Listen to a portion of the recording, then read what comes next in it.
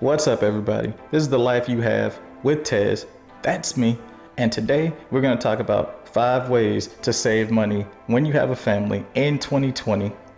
But first, I want you to tap that like button so you can help the YouTube algorithm and you can help people find this video a whole lot better. This is common sense advice that anybody could use. Also, if you really like this video and you like the other videos on this channel, please consider subscribing. And if you are subscribed, make sure you hit the little bell notification icon. Let's get into it. Most people, they tell you about personal finance, but they talk to you about it from their perspective of just being a one person. Why do they talk to you about that? Well, mainly because it's easy. Problem is that there will always be people who like to romp.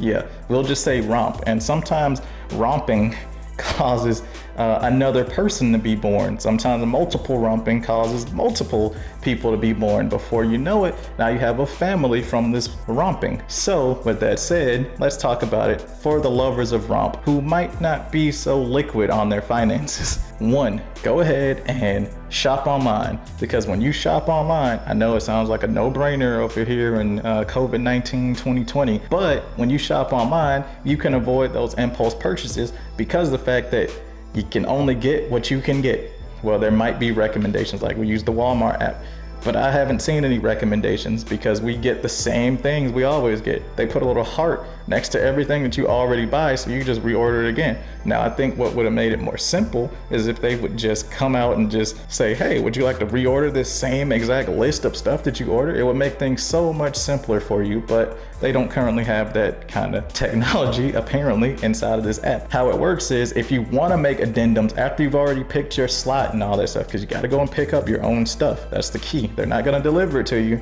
You got to go and park at Walmart in the designated spot so you can pick up your stuff. But what'll happen is you get a certain amount of time to actually make your changes before you go. That might be an hour, that might be 2 hours. It all depends. So you have a certain time, it's cutoff time for you to add or take away stuff. That can be clutch, but it's only precious few minutes that you have. My advice to you, get your stuff online so you can avoid the whole thing of your kids are going crazy and running around the store and all that stuff and picking up stuff and throwing it in your thing. Just shop online and you won't have to worry about it because all they can do is be annoying in the van. Number 2, use Redbox or rent from home with your movies. So let's say that the other video, you didn't get rid of Amazon Prime Video. Okay, well, just because you didn't, now you can actually watch some of these big blockbuster movies at your house. I'll give you my example. When Trolls 2 came out, my kids wanted to see it. That's all they wanted to talk about. Well, we were able to rent it from Amazon Prime for, the list price was like 20 bucks, but I think we only paid $10.50. Like the price just mysteriously just knocked itself down to $10.50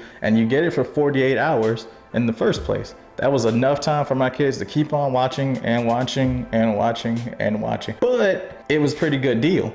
If you're using Redbox just waits for it to come out on like DVD or Blu-ray, and then you just go and it's $1 a day. I think it's $2.50 for Blu-ray. I don't know. I don't really use Redbox. Somebody had these little codes. We went to training together, so he just kept using the codes to get Redbox stuff. So I was like, okay, whatever.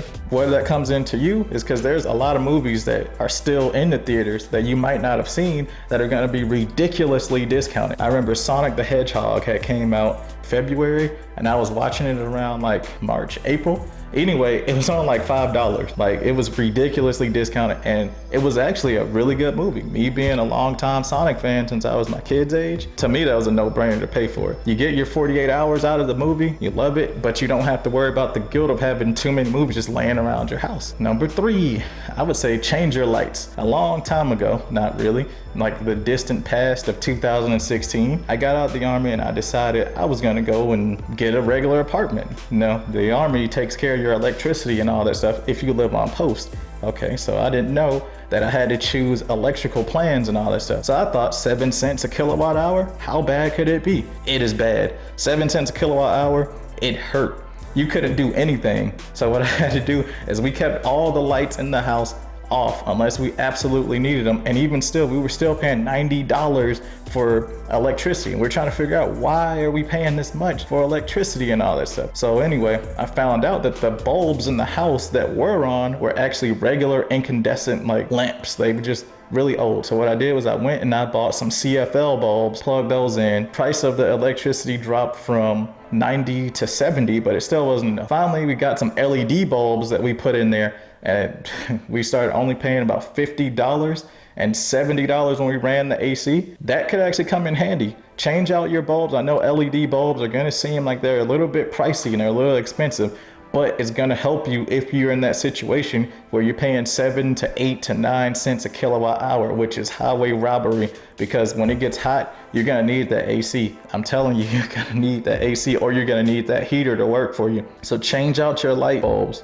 They'll definitely save you some of that money. And also see if you can renegotiate your electric bill. We were able to also get our bill down to, we were able to choose a different provider that would charge us 5 cents a kilowatt hour, which was way better. That's about the normal range that normal people pay on their electric bills anyway. So if you can, renegotiate, because that 7 cents, it hurts. No pets. Don't get any pets. I'm telling you, if you have a family, don't get any pets, because you're not exactly saving any money, or you're not saving the money that you could. Pets get hurt. They fight things, especially dogs. Dogs like to fight. They find something random, they like to eat it, or they like to bite it, and then they get hurt. Porcupines, armadillos, possums, they will get slapped on the face, and you gotta take them to the vet to figure out what's wrong with them, because they're moping around the house. Those vet visits and getting your dog neutered or spayed, they add up. We just got my dog neutered, and he just kept licking himself, trying to tear open his wounds. And I was like, he had a cone on, but he had figured out how to push the cone back so he can just lick himself. And then you've got to get them groomed. Like, we have a golden doodle. He's got to get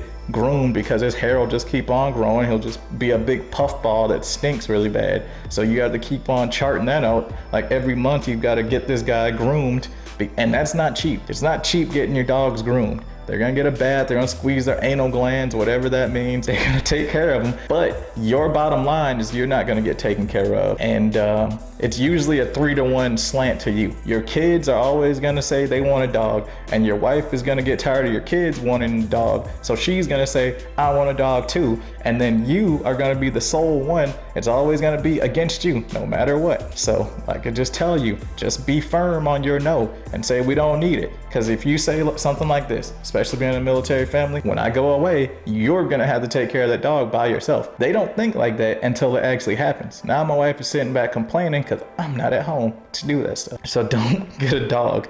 I'm telling you, you get a dog, it might be good for you, but emotionally, it's gonna be very, very hard for you to get rid of that dog when it comes time to get rid of that dog. Number 5, your kids don't need the world. A lot of us parents, we have some kind of messed up version of survivor's guilt where our parents weren't able to give us the world. So we're like, well, I'm not gonna let my kids do that. I'm gonna go into debt so my kids can look good and be, yeah, well, everybody else is thinking that same way. We don't need to give our kids the world. Kids will play in the same Shacks and one shoes from Walmart as they would if it was Jordans. They play the same exact way. You might just have to replace them, but you're not gonna be mad if you have to replace $20 shoes versus $200 shoes. Kid has to come home, remember to take his shoes off, put on his play shoes, go right back outside again. He wants to show off. He wants to style with his friends. That's wasting money. Just get them some cheap shoes. Who's gonna care anymore? Honestly, buy your little shoes, your 2 for $20 back to school sales. They're gonna come in handy, they're gonna come in clutch.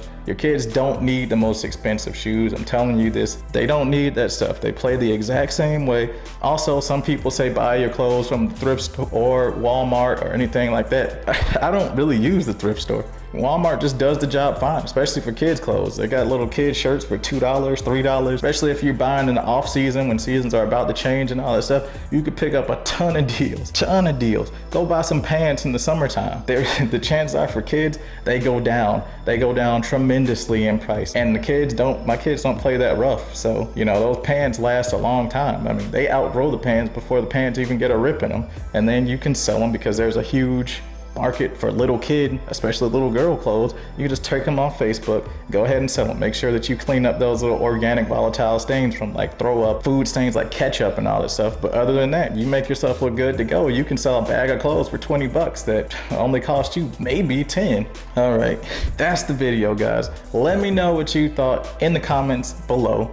And before you do all that though, make sure you tap that like button and give me a subscribe if you like this content and you want to see more of it from me. And if you are subscribed, make sure you hit that little bell notification icon so that you can know every time I pop up with some kind of common sense tips for you to help improve your life. This is The Life You Have with Tez. That's me. Peace out.